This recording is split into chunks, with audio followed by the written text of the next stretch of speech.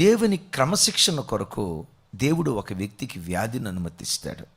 చూడండి, దీనికి రెఫరెన్స్ చదివితేనే బాగుంటుంది. కొరింథీయులకు రాసిన 2వ పత్రిక, కొరింథీయులకు రాసిన 2వ పత్రిక 12వ అధ్యాయం, బహు చక్కటి మాటలుంటాయి. 7వ వచనం, 12వ అధ్యాయం 7వ వచనం. నాకు కలిగిన ప్రత్యక్షతలు బహు విశేషముగా ఉన్నందున నేను అత్యధికముగా హెచ్చిపోకుండు నిమిత్తము నా శరీరం, విన్నారా, హెచ్చిపోకుండు నిమిత్తము నా శరీరములో ఒక ముళ్ళు, నేను అత్యధికముగా హెచ్చిపోకుండు నిమిత్తము నన్ను నలగగొట్టుటకై సాతాను యొక్క దూతగా ఉంచబడెను. మరోసారి చదువుతాను. నాకు కలిగిన ప్రత్యక్షతలు బహువిశేషముగా ఉన్నందున నేను అత్యధికముగా హెచ్చిపోకుండు నిమిత్తమును నా శరీరములో ఒక ముళ్ళు, మరలా అదే మాట అంటున్నాడు, నేను అత్యధికముగా హెచ్చిపోకుండు నిమిత్తము నన్ను నలగగొట్టుటకు సాతానును దూతగా దేవుడు వాడుకొని నా శరీరంలో ఒక ముళ్ళును అనుమతించాడు. నిజమే. ఏమండి, క్రొత్త నిబంధనలో అపోస్తులుడైన పౌలు లాంటి సేవకులు ఎవరు చెప్పండి? సేవకొచ్చే ఏ సేవకుడినైనా మనం ఇంటర్వ్యూ చేసామనుకోండి, బ్రదర్ మీరు క్రొత్తగా సేవకొచ్చారు కదా, ఎవరిలాగా నువ్వు సేవ చేయాలనుకుంటున్నావు అని అంటే టకామని చెప్పే మాట ఎవరిది చెప్పండి? టకామని చెప్పే పేరు ఎవరిది చెప్పండి? చేస్తే అపోస్తులుడైన పౌలులాగా నేను సేవ చేయాలనుకుంటున్నానయ్యా, బ్రతికితే ఆ భక్తునిలాగా బ్రతకాలనుకో. నేనంట ప్రతి సేవకుని డ్రీమ్, రోల్ మోడల్ కదా, డ్రీమ్ రోల్ మోడల్ ఎవరు? బ్రతికితే పౌలులాగా బ్రతకాలి, సేవ చేస్తే పౌలులాగా సేవ చేయాలి. ఎంత గొప్ప ఘనపాటో చెప్తాను.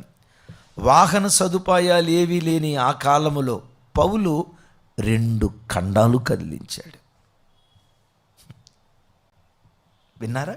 నేను అనుకుంటా పౌలు గారికి ఈ రోజుల్లో మాకున్నట్లుగా విమానాలు, కార్లు, 2 వీలర్లు, బైకులు ఇవన్నీ ఉంటే నేను అనుకుంటే అప్పుడప్పుడు అసలు ఈ పాటికి ప్రపంచాన్ని 1000 సార్లు మార్చి ఉండేవాడు, ప్రపంచాన్ని 100 సార్లు మార్చి ఉండేవాడు. ఈయన కలిగిన ప్రత్యక్షతలు మామూలు ప్రత్యక్షతలు కాదు. ఏమండి, క్రొత్త నిబంధనలో 27 పుస్తకాలు అయితే పౌలు వారు రాసిన పుస్తకాలే 14 పుస్తకాలు.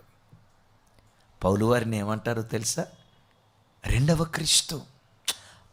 ఆ పేరు ఆపాదించడం తప్పేమో కానీ, అంటే ఆయన ఆత్మీయ స్థాయి ఆయనే అంటారు కదా, నేను క్రీస్తును పోలి నడుచుకునే ప్రకారం. ఆయన బ్రతికొండగానే, భూమి మీద ఉండగానే పరలోకానికి వెళ్ళాడు, దేవదూతల భాష విన్నాడు, దేవుని ముఖాముఖిగా చూశాడు, దేవుని స్వరాన్ని చెవులారా విన్నాడు. వాట్ ఏ గ్రేట్ క్యారెక్టర్ కదా. ఎంత గొప్ప ప్రత్యక్షతలు ఉన్నవాడు నేనంట విర్రవేగాలి. పౌలు ఎంత కూడా విర్రవేగల. విన్నారా? సహజంగా ఒక 100 మంది విశ్వాసులు ఉన్న పాస్టర్ని మనం పట్టుకోలేకపోతాం. ఇంటర్నేషనల్ స్పీకర్ అని కింద రాసుకుంటాడు. ఇక పేరుకు ముందు ఉంటుంది చూసారా, డాక్టర్, రెవరెండ్, బిషప్, పోప్ ఒకటే తక్కువ. ఇంత గ్రాండ్గా చెప్పుకుంటారు. ఒక 100 మంది 200 మంది విశ్వాసులు ఉంటేనే ఎంతో ఘనంగా చెప్పుకుంటాం కదా. ప్రపంచాన్ని 2 ఖండాలను కదిలించిన ఆయన ముగింపులో చనిపోయేటప్పుడు అనే మాట ఏంటో తెలుసా? పాపులలో నేను ప్రధానిని అంటాడు. నేనంట పౌలు గారికి దీనత్వం నేర్పింది ఏదో తెలుసా? శరీరంలో ఒక ముళ్ళు, ఇటు కదిలితే ముళ్ళు గుచ్చుకుంటుంది. చూడండి, ఇటు కదిలితే ముళ్ళు గుచ్చుకుంటుంది, అటు కదిలితే ముళ్ళు గుచ్చుకుంటుంది. ఆ ముళ్ళు ఏం చేసిందో తెలుసా? హెచ్చిపోకుండు నిమిత్తం. తమ్ముడు, చెల్లి, నీ శరీరంలో కూడా వ్యాధి అనే ముళ్ళుందా? రోగం చేత పీడించబడుతున్నావా?